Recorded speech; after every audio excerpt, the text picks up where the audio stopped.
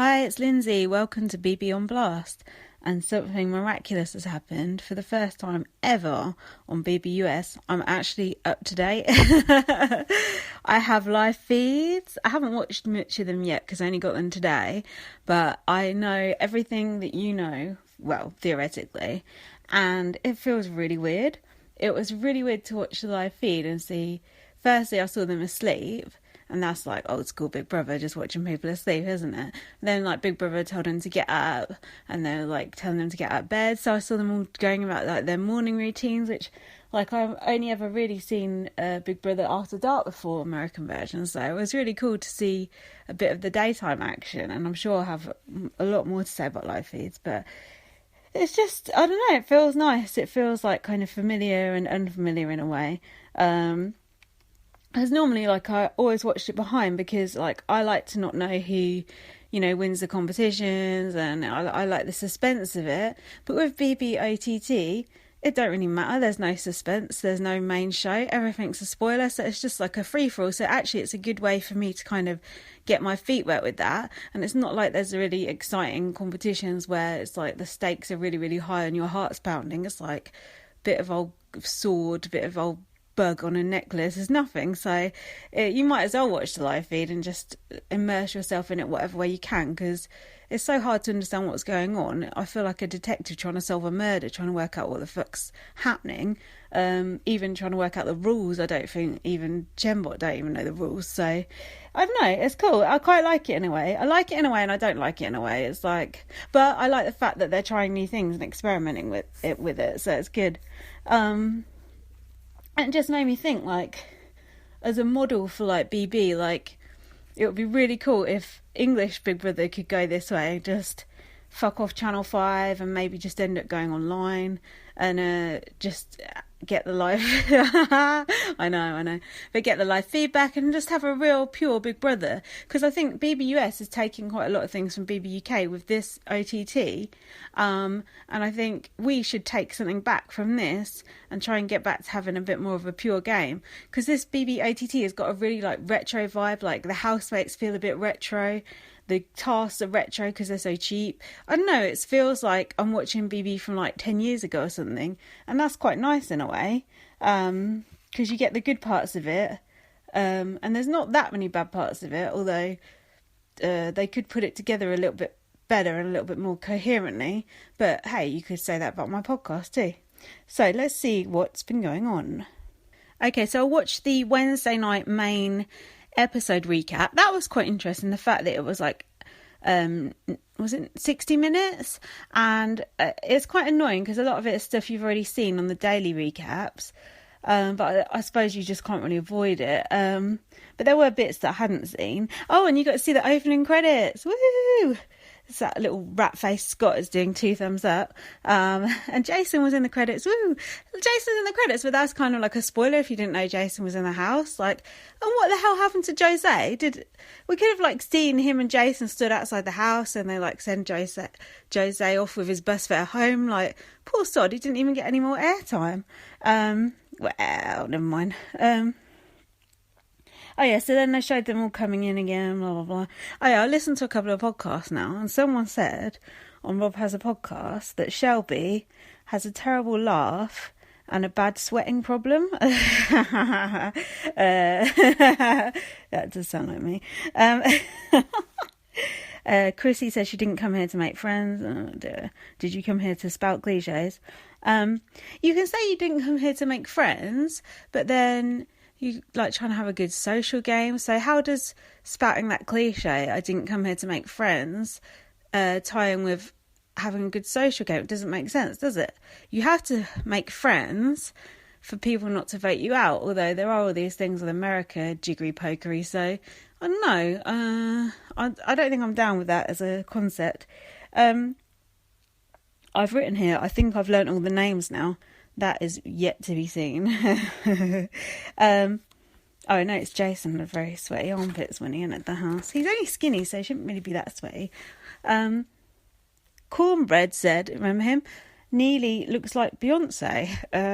Okay. That's about as racist as everyone comparing Danielle to Zakia. I've heard that on 2 different podcasts now. Oh yeah. Danielle's like, Zakia, no, she's not. The only thing she's got in common with Zakia is, well, actually two things, is her skin colour and being a drip. Apart from that, they're nothing alike.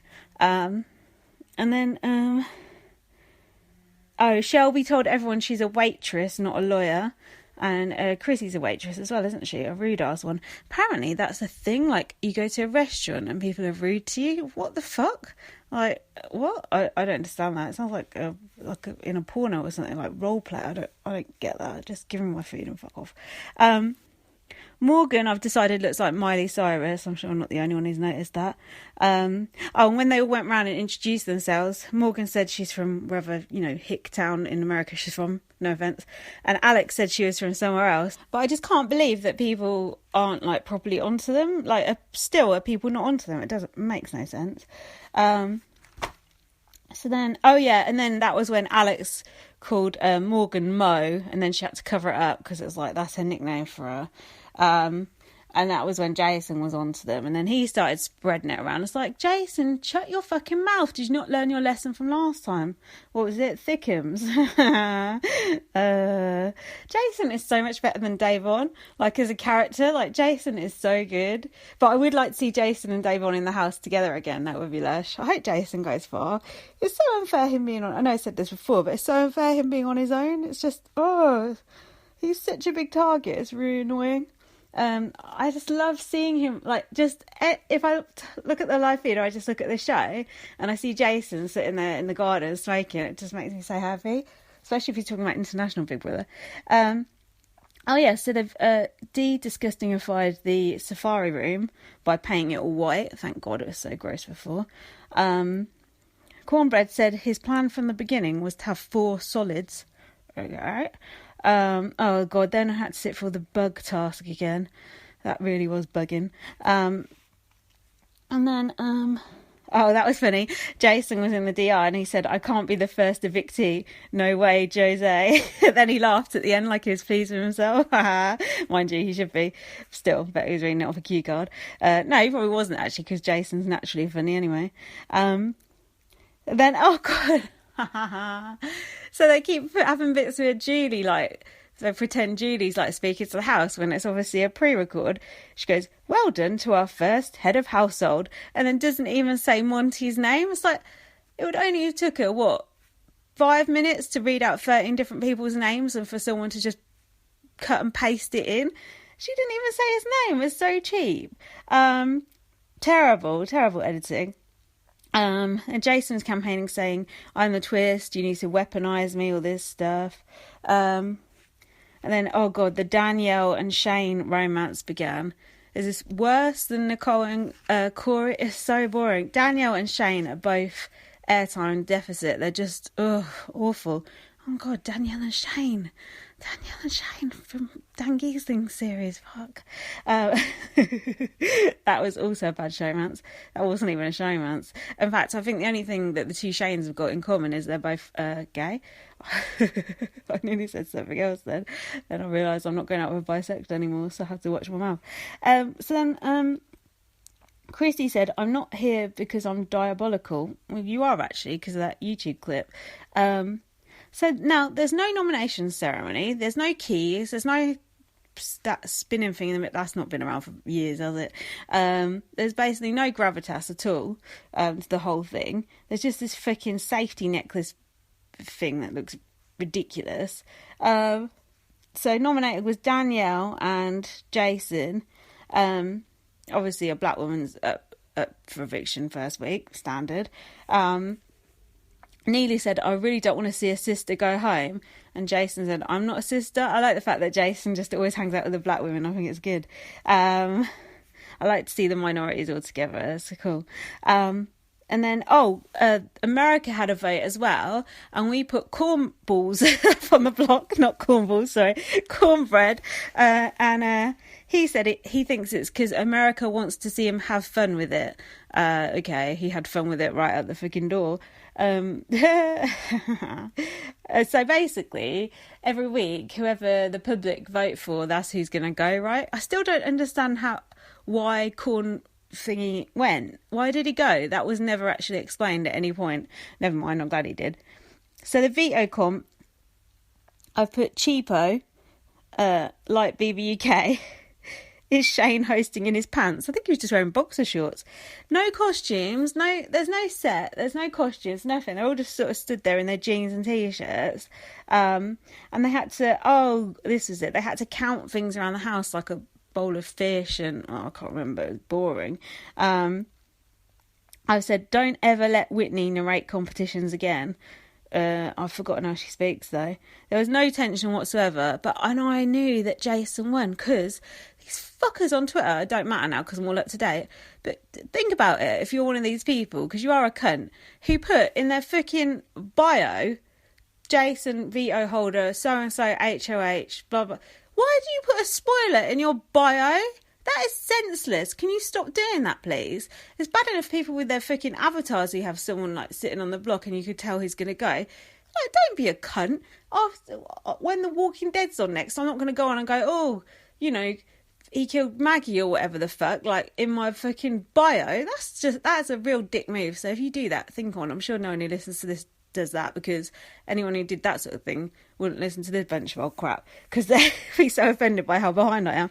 But do you know what I mean? I just think, nah, don't do it. Sorry, I'm glad I got that off my chest. So Jason won veto, yay! Honestly, imagine if Jason had gone out first week. Oh my god, it would have been awful, you hookers. Hopefully, I think now the heat's off him with the first week. I think once you survive first week as a vet, you're actually quite safe. I hope. Oh god, if he'd have gone out with first week, that would have been a dark timeline. Oh, that would not have been good. So the replacement nominee was Chrissy, which I was also annoyed about because I actually really, really like her. She's rude as fuck. She's a cunt. Horrible person. One of my favourites. I like all the oddballs. I like what they called the Jamboree or something. Worst alliance name ever. Well, not ever, but it's one of them. Like Justin, Jason, Chrissy, Neely, Shelby. I don't think she's in the Jamboree though. Is Shane in the Jamboree? He shouldn't be if he is. All the weirdos I like, all the characters, all the people with a personality, i.e. everyone Monty hates. So then, hold on, I need to have a pause of breath and relax. Oh yeah, and another thing about the Jamboree that I heard on Big Brother Gossip was they said, we'll call it OTT Jamboree, and Justin was like, what does OTT stand for? He doesn't even know the name of the programme that he's on. That's impressive, isn't it? That's a good level of game knowledge. I respect that. He wants all these fucking super fans in the house. I'd rather have all these old pimps and shit, whatever, Drexel. Where did Monty's squirrel hat come from? That is eek. Is that real fur? Jodie Marsh wouldn't approve. So then Jason did the veto meeting and he had to read the instructions off a cue card. What is this?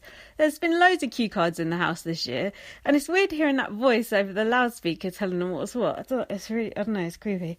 So then Julie did another pre-recorded message. America casts one eviction vote each week. Yeah, we know that.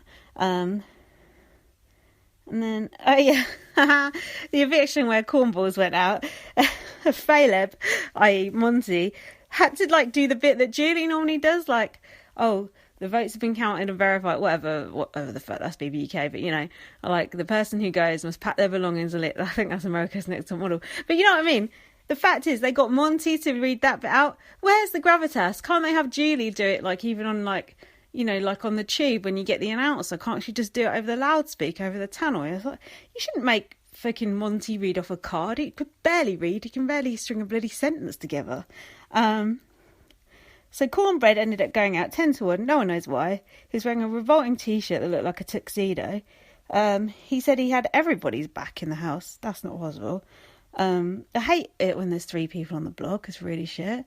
I don't mind having 3 on the block. I do actually, but they should at least take one off the day before or something. They do that on BBUK sometimes. If there's 3 on the block, they save one. But I was so glad Cornbread went. He was boring, and Chrissy's so good, and Jason is so good. So that was the best result ever we could have got in the first week. I think being an old white man in the house is the second worst thing you can be after a young black woman to be evicted first.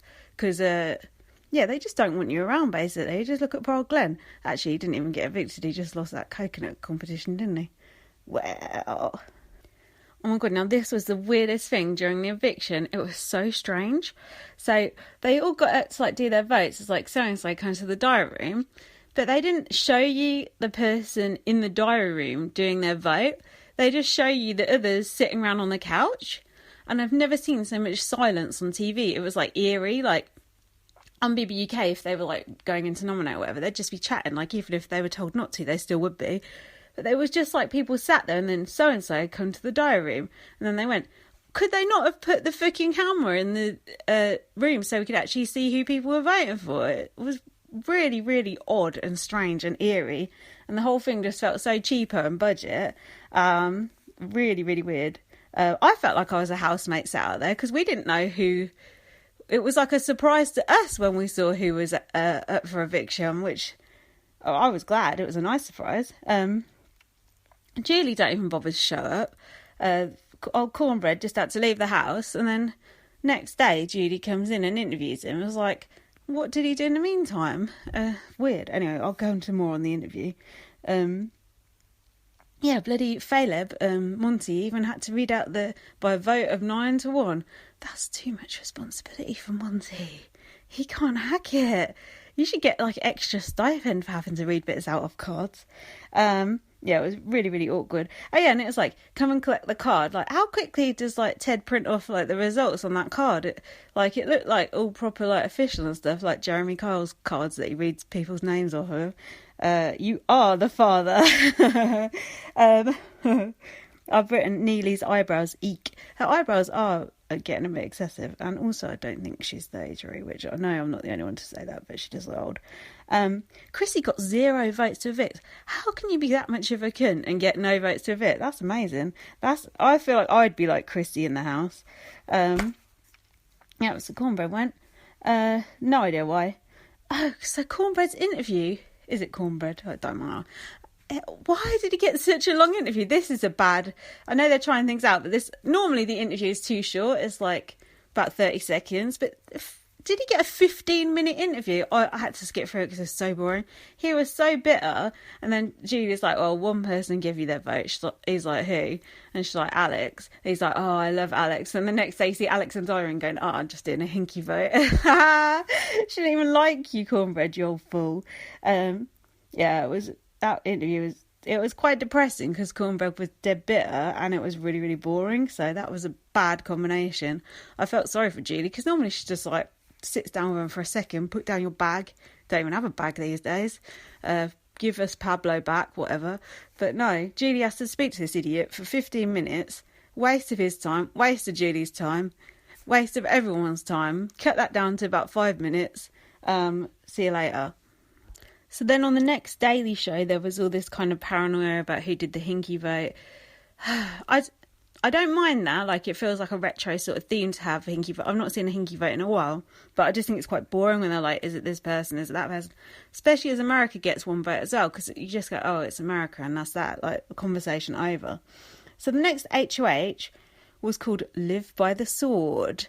Now, Live by the Sword, Die by the Sword was a famous quote used by Nasty Nick Bateman in Big Brother UK Series 1 when he got thrown out of the house for writing notes on little bits of paper. Does Nick Bateman get royalties when people use that phrase? I don't think so, because I think that phrase is something else, isn't it? But, you know your Big Brother roots.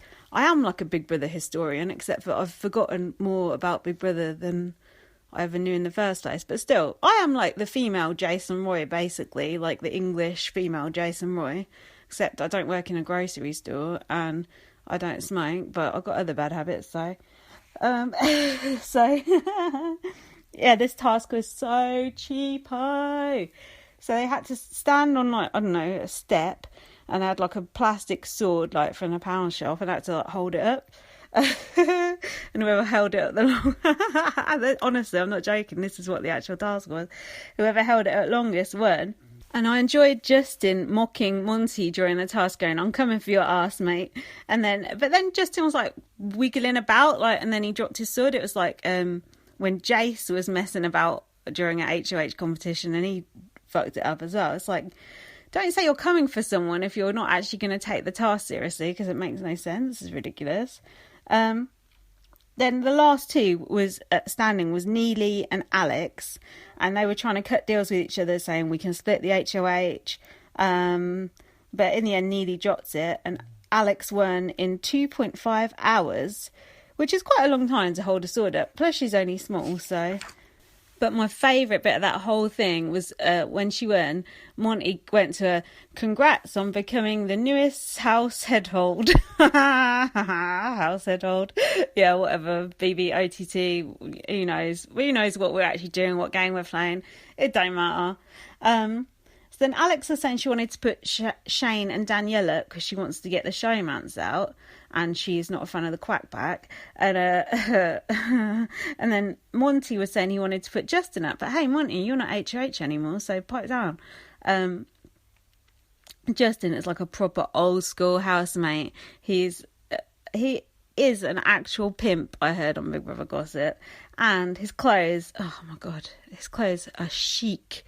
Tie-dye denim shirts, velvet hats, like, I just can't, his sunglasses that he wears, like the way he has his hair, the way he twirls his moustache, everything about him is cool. If he goes, I'm going to be fuming. He is such a good housemate. Hopefully Chrissy will save him with this thing. Spoiler for what's about to come. Oh yeah, so then Julie came in again, not really, just a hologram, and said they're bringing back America's Care Package. Oh, Jesus. For 7 weeks. Do you think Julie actually understands the rules of the game? I don't think Julie even understood the rules of normal Big Brother, let alone BBOTT. I don't think she has a fucking clue what's going on, frankly, nor do I. So yeah, America's Care Package, I don't know what they are, but 7 weeks, that sounds long. Sorry. It's hard doing a podcast on your own. It's hard to breathe and have a drink, 2 things which I enjoy doing. So I'm up to day 10 recap, which I think is like today or yesterday or something. Monty wanted to get Justin and Jason out, i.e. the 2 most interesting people in the house, when Monty's a boring twat. And then, I like the way Alex talks in the diary room. She's quite, like, enthusiastic. Is she an animator or something? She reminds me of, like, a cartoon character. There's something, like, just cool about her. Her sister is Miley Cyrus. Is fucking annoying, though. So then Alex was saying to Jason she wasn't going to put him up, but I'm not sure if that was the flim-flam section or not. I'm not sure if there is a flim-flam section on BBOTT or if the whole thing is just, like, a flim-flam section. It's really hard to tell. Like, that's what I like about Big Brother normal, Big Brother proper, is it's got a very strict structure to it. But with BBOTT, that's all been thrown out the window and, like, you don't really know where you stand. So it's a bit nerve-wracking, but hey, we'll go with it. Shane did a lap dance for Danielle, which was very girly, I thought. But maybe lap dancers are girly by their very nature, but there's something, I don't know, a bit feminine about him. And Justin came up with his campaign to Alex as well. I was hoping that Alex was going to put Morgan up, her sister, because she was saying she was going to do that in her pre-game, but then she was lying. Then Alex said to her sister, you know I have Dad's insurance. You know how Dad can just go and go and go. Now, I'm not saying anything, but I'm getting Cody's dad sort of vibes there. So then, yeah, Chrissy got her care package, which is she can save a friend but not save herself. This is good because we know who Chrissy's friends are, Jason and Justin. Who would be best for her to say about it, Jason or Justin? Either of them would work for me. Hopefully she will save one of them. And then on the little live feed snippets, Chrissy and Neely were talking about how they were doing it for the big girls who've like lost weight and stuff. And I just thought Chrissy and Neely seem like good characters. They seem like quite mature, and like the most boring characters in Big Brother are like the younger ones, like Whitney and like Monty. They're not interesting. Like, it just shows, like they were saying, all the podcasts I've listened to said like the normal person who cast Big Brother didn't cast this series, and it really shows because these characters are much more interesting. They're not so much like the stereotypes, cookie cutter, like the jock, the nerd, whatever, though there is that debt collector prick in there. I don't know, it just seems like they have taken more risks with the casting. Fucking Scott, though, is so annoying. Like, he is like Ronnie. He is like such a snake. And I'm a bit worried about him because he seems to be like going from like alliance to alliance mixing. And I don't want him blowing up Jason and Justin's game. But we'll see what happens. So I thought I was at least going to get to see who Alex put up, but I didn't. So I think over the weekend they do like the safety ceremonies. And then, I don't know. I'm going to watch some live feed tonight, though. So the next time you listen to this podcast, I'll actually have some, like, inside information that, A, I haven't stolen from other podcasts, and B, I haven't stolen from other podcasts. I'll actually know what's going on. That's going to be quite, like, a neat... Actually, I'll probably lose all my charm, because probably part of my charm is, like, I'm just, like, clueless as to what's going on. If I'm like, oh, yes... 1802 so-and-so was doing this on the so-and-so cam, I'll be like just like everyone else, wouldn't I? Okay, I'll try not to like be too much of a smart ass. Shouldn't be too difficult. Thank you so much for listening to this. I really appreciate it. I just want to give a shout out to Rem Frask on Twitter again. You should follow him because he's been hooking me up with the daily episodes and stuff. And as always, a shout out to Big Brother Gossip, who their live feed stuff is really, really good. The clips that they have and everything. And Rob has a podcast for his Unending Enthusiasm. Just like without the podcast, Big Brother would be boring to watch. Like the podcast just add an extra dimension to it, and I think it's really fun. And Sister Speak 11. I don't know if they're doing BBOTT, but let's get Sister Speak doing BBOTT because that would be fun. Thanks so much for listening. See you soon. Bye.